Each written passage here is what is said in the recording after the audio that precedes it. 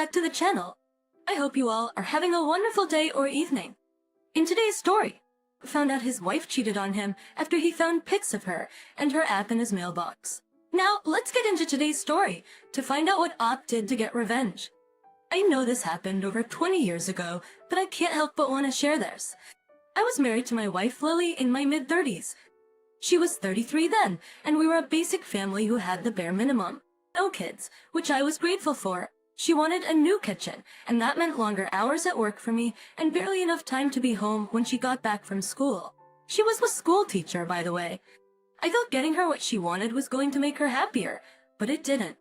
Instead, she would barely look at me while I tried conversing with her, and she answered with curt nods when I asked questions. It went on like this for weeks. I was coming back tired to my distant wife. One day at work, I began to sweat profusely, even when it was less than 20 degrees outside. My coworker, who happened to see me rub my eyes to clear my blurry vision, insisted I go home. I had painkillers to help me get my head together before climbing into my truck and driving home. This was the first time in months that I was going home early. It was going to surprise Lily. I parked my truck out front when I realized she wasn't back yet. By the time I was heading for the door, I noticed there was mail in the box. I was never the one to check the mail, because my wife got home before I did, but this mail caught my attention. I grabbed it and checked who it was for.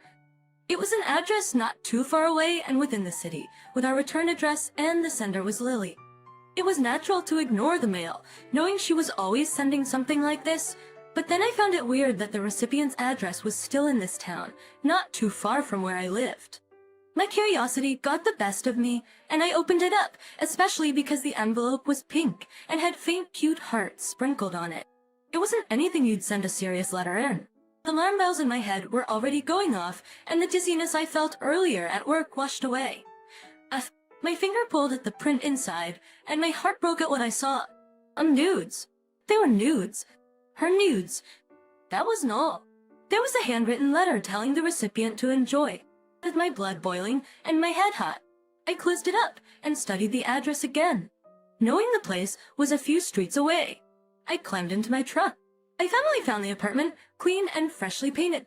I stayed in my truck, watching to see if anyone was in when right at that moment a new car pulled up to the driveway. The man, who I guess is the owner, stepped out and I followed with the mail in hand. The man turned to me in confusion, pretending to be delivering a package. I handed the mail to him, and in 3 seconds, when he realized who it was from. His eyes widened. It surprised me how calm I was. No fist throwing, no tongue lashing, just a straight stare at the man in front of me. I noticed the woman on the other side of the door watching us curiously. His wife, I suppose. Assuring him I wouldn't make a scene, I told him to come with me, and he obliged with no hesitation, giving his wife the excuse of going to see a friend, and entered my truck. I stopped by a phone booth along the way and called Lily. She was back home, and from the sound in the background, I could tell she was making her special tea. I gave her the news of an emergency and told her that she should meet me at her parents' house. Her instant response was expected, and I hung up, heading back to the car. I drove up to her parents' house without saying a word to the man having an affair with Lily. By the time I rounded up at her parents' house, Lily had just arrived. It wasn't subtle. Her reaction. Her mouth fell open as she saw the man next to me. Her parents, who had just stepped outside, found us and were confused by what was going on. I told the man to hand the mail over to her parents and explain himself. It didn't take too long for my wife to start crying. She tried to explain, but her sobs made it hard for her. The man she was having an affair with understood that the jig was up and explained that this had been going on for months. They'd met at a parent-teacher meeting in school, and he had shown interest in her, even knowing she was married. Lily never tried to turn him down. Her parents were stunned by the information. Lily was already clinging to my shirt crying, but I brushed her off. I couldn't believe that she would betray me like this, so I told her to stay with her parents. She started crying harder, begging me not to do this to our family. Her parents were extremely upset, asking me to reconsider and trying to console their daughter. But I just left. I left the app with them too. I wonder what they did to him after I left, because her dad was looking murderous. Surely a few days later, I filed for a divorce and sent it over to her for signing. Her parents kept on calling, as did Lily, and she kept sending me mail by morning and evening delivery in the same pink envelopes she sent app nudes to. That's when I realized she was just incredibly dumb. I found the app's phone number from the directory and called his wife to tell her about everything that happened between Lily and her husband. I don't know what she did with that piece of information. Some months later, my divorce was finalized. Few years down the line, I met a wonderful woman who I married and started a family with. She seems a family with. I don't regret leaving my ex one bit, because I would not have the life I have today, had I not. Do not ever stay with a cheating spouse. You deserve better. Okay. Everyone deserves better than a cheating spouse. I'm glad you've healed from the heartbreak and found someone much better. I found someone much better to spend the rest of your life with. You handled the whole thing amazingly. You were surprisingly calm, and you were right to break things off with your ex and never looked back. I bet she regrets her decision to date, but it's too late. You've moved on. Have a great time with your new family. Now let's get into today's second story. Here's a not-so-brief state of our situation. It's my 37 and my wife's 34 relationship has been strained lately with her working nights and I work days because our 3-year-old son has special needs. A standard babysitter isn't possible and specialized care isn't available or financially feasible. He's a few hours a week at school in a therapy setting. Otherwise, he's with one of us. Because of the schedules, we've been like ships passing in the night. Most days, we get 10 minutes to see each other. It's not a perfect situation, and it's something I wanted to fix. I've been sleeping in the guest room so that she can decompress and get some quality sleep alone. It was not something I wanted to do, but for her benefit. I thought it would help her sleeplessness. Our sex life has been non-existent for a long time. In the past few months when we have talked, she would mention things like, we should try an open relationship, because I don't like sex anymore. And you should be free to explore, and getting married has screwed up our finances. We should get a non-paper divorce. I never took her that seriously because she said them in such a joking tone. Lately, she has mentioned that she feels like we're great roommates. She has also wanted to go out with her friends more often on her nights off. I'm not the type for that, so I stay home with our son. Admittedly, a special needs child can be very difficult. Her having a night off was completely understandable. Now come to 2 weeks ago. I asked to sit down and talk about our relationship. She agreed to talk the next day, and I actually sent her an email of questions I had on my mind. Questions like, how would you describe our relationship? And do you want to share a bed anymore? And most importantly, have you had sex outside of our marriage? We sat down after our son was in bed and had the talk. We talked for a few minutes about what she thought of our relationship. She said she doesn't see us as a couple anymore. She started to cry. It's then she said, you asked if I had sex with anyone else. The answer is yes. It immediately hit me like a ton of bricks. I had asked the question more for peace of mind for me, rather than a confirmation. I had suspicions before, but I thought they were all in my head. We talked for 2 hours. I said very little and tried to keep my anger in check. But here's what was revealed.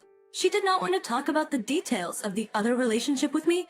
That doesn't matter. She admitted to it happening more than once, and it was premeditated. She had gone out with my blessing to hang out with friends, knowing that she was going to cheat. The affair's not still going on, but she was still talking to the person. She wasn't necessarily interested in a romantic or sexual relationship outside of our marriage right now, but she's open to anything. She didn't realize until recently that she's probably not really into the whole monogamy thing. As for our relationship, we're done, and she wanted me out of the bedroom completely. She wants to remain in the house to co-parent, not just because we have to, but because she wants to. You're a great dad, and that part of you I still really care about. She kept saying, we don't have to make any decisions right now. And I know it's a lot. Also, I don't hate you. I still care about you, and I'm sure you hate me. Since then, I've moved upstairs. I've initiated a separation of our finances and healthcare. The conversation resulted in her crying and saying this is a lot right now, but she has relented. She's also said that she's depressed and mourning losing her best friends and retreats to her room frequently. I've mentioned divorce, her moving out, and selling the house, all of which are returned with vague warnings of expense and difficulty and disrupting our son. Conversations with my friends say she's gaslighting me or manipulating the situation so that she gets to have her cake and eat it too. I've come to believe that having her move out may be difficult for our son, but it's what's best for my mental health. And that's ultimately best for my son. but I have no idea how to make it happen. I feel so lost and broken. Just typing this up has taken a few days, because I can't get through it all. All I think about is how I wanted to fix our relationship, and how she put someone else above spending time with us. She used my dependability as a father for her selfish reasons. Then I think about being kind to her so that she can stay in our child's life. He will need both of us. It is sadness, then pain, then anger, then a few minutes of numbness before it starts again. Merry Christmas to me! I'll also add a few more pieces of information. As I said below, some of the nights out were explained as work-related social events, or with friends for work that I don't know. Obviously now I can't trust that information very much. I'm sure that one of those nights she cheated. It was described as a mom's night off, where I took my son to play at an indoor playground, so a wayward spouse could get ready and then take an Uber out to a bar. Spriddle when I realized that one. But I do know some of her friends. One of those friends is actually a female friend of mine from before the relationship. Let's call her Fran. Fran has not been in contact with my spouse, but I've told her the situation and she's been helping me very kindly. I even asked her to verify any alibis. I also learned through Fran that my spouse had told other mutual friends that her egg has a girlfriend. The girlfriend knows about the affair, and AP is trying to repair that relationship. I don't know where that leaves my spouse, or even how much I can trust fourth-hand information. She's apologized indirectly. She said, "I'm sorry that I hurt you." But she also explicitly said that she does not regret cheating this week. She works most days. But we're going to try and have a normal Christmas Eve and day. Then I'm taking my son to see my family this weekend. I'll tell them what's going on. Then she told her mom that we are not together, and that she cheated. Her mom is sad about the situation. I'm talking about her moving out. She refuses to leave until we sell the house, or I buy it back alone. And she gets her share of the equity. She said that's fair if you're going to kick me out. Also, she said that if I tried to stop her from seeing our child, she would fight it. Those are the only two things she's been forceful or antagonistic about. She's open to seeing a divorce attorney or mediator whenever I want. I realized reading the above mentions have made her out to be more manipulative and colder than she may be, but the facts are correct, so judge us as you will. And I wish you and your son the very best. Thank you all for taking the time to listen to today's stories. If you enjoyed listening, please feel free to like and subscribe if you haven't already. If there is a story you would to share with me about your own situation or someone else's, then please do not hesitate to contact me. Take care, everyone.